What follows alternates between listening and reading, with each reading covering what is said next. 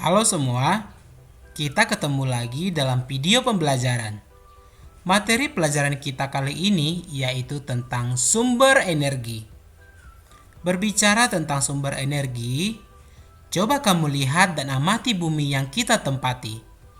Semua diciptakan Tuhan untuk kelangsungan hidup manusia. Di bumi kita mendapatkan cahaya matahari, air, udara, tumbuhan, dan hewan. Semuanya bermanfaat bagi manusia. Nah, benda-benda tersebut menghasilkan energi. Lalu, apa itu energi? Bagaimana energi diperoleh? Bagaimana pula cara manusia memanfaatkan energi? Dan, apakah energi suatu saat akan habis? Lalu, bagaimana agar energi tersebut tidak cepat habis? Sebenarnya, masih banyak pertanyaan lain tentang energi. Maka dari itu, mari kita pelajari bersama-sama. Energi tidak dapat kita lihat secara langsung, sehingga untuk mengukur energi yang digunakan tidak dapat dilakukan secara langsung. Mengukur energi secara tidak langsung adalah dengan cara mengamati pengaruh yang ditimbulkan oleh energi tersebut pada suatu benda. Misalnya, energi panas dapat menyebabkan suhu benda meningkat atau semakin panas. Besar kecilnya kenaikan suhu suatu benda dapat digunakan untuk menunjukkan besar kecilnya energi panas yang diterima oleh benda tersebut. Makin tinggi suhunya, maka jumlah energi panas yang diterima benda tersebut semakin besar. Jadi, meskipun tidak dapat kita lihat, energi panas termasuk energi-energi yang lain dapat kita rasakan keberadaannya. Matahari sumber energi terbesar. Pada dasarnya, semua benda yang menghasilkan energi disebut sumber energi. Tuhan menciptakan berbagai macam sumber energi. Air dan udara adalah sumber energi. Tumbuhan dan hewan juga sumber energi. Makanan yang berasal dari tumbuhan maupun hewan akan menghasilkan energi bagi tubuh. Jadi, tumbuhan dan hewan juga sumber energi. Sumber energi lainnya yang ada di bumi adalah matahari. Matahari satu-satunya yang menghasilkan energi cahaya dan panas yang terbesar di bumi. Cahaya dan panas matahari merupakan sumber kehidupan bagi bumi. Sehingga matahari adalah sumber energi terbesar di bumi. Sebagai contoh, tanpa matahari, tumbuhan tidak akan dapat melakukan fotosintesis. Dari proses fotosintesis dihasilkan makanan dan oksigen.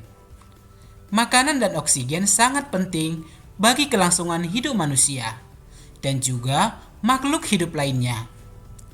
Selain membantu proses fotosintesis pada tumbuhan, sinar matahari juga merupakan sumber energi listrik. Melalui pembangkit listrik tenaga surya atau yang disebut dengan PLTS, energi cahaya matahari dapat diubah menjadi energi listrik. Lalu bagaimana menjaga kelestarian energi? Sebagai manusia, kita wajib menjaga kelestarian energi. Menjaga kelestarian energi adalah kewajiban bersama.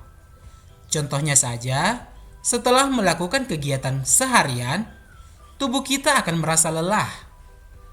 Saat tubuh lelah, kita membutuhkan istirahat. Istirahat akan mengembalikan kesegaran tubuh. Selain beristirahat, kita membutuhkan asupan makanan dan minuman. Makanan dan minuman yang kita konsumsi akan membuat tubuh kembali berenergi. Makanan adalah sumber energi bagi tubuh. Sebagian besar, makanan berasal dari tumbuh-tumbuhan. Karena itu, kita wajib memelihara dan melestarikan tumbuh-tumbuhan. Selain makanan, tubuh juga membutuhkan minuman sebagai sumber energi. Untuk minum, kita membutuhkan air bersih. Untuk itu, kita juga perlu melestarikan dan menjaga sumber air bersih. Dengan cara tidak membuang sampah sembarangan yang dapat mencemarkan sumber air bersih. Air bukan hanya sebagai sumber energi bagi tubuh. Air juga merupakan sumber energi listrik. Listrik adalah salah satu energi yang sangat dibutuhkan manusia. Bumi yang kita tempati ini adalah milik semua makhluk hidup yang ada di bumi. Kita harus menjaga kelestarian energinya. Kita tidak boleh memikirkan kepentingan diri sendiri. Kita harus memikirkan kepentingan bersama.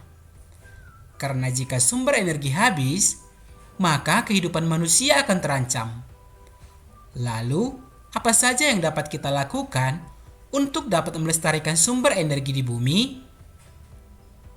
Yaitu dengan cara merawat dan memelihara tumbuhan dan tanaman, melakukan beberapa penghijauan, tidak membuang sampah dan limbah ke sungai, dan menggunakan air secukupnya.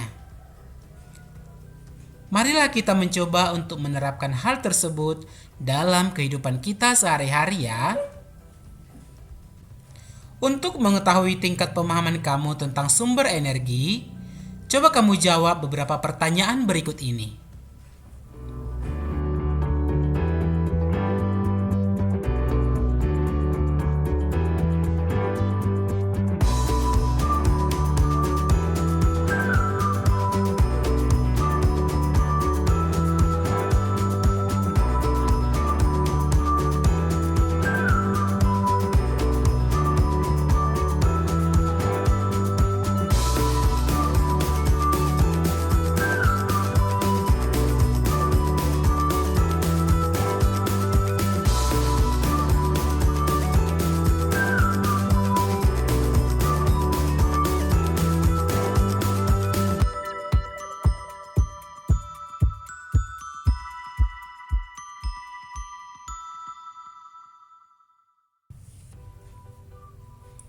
Demikian pembelajaran kita kali ini.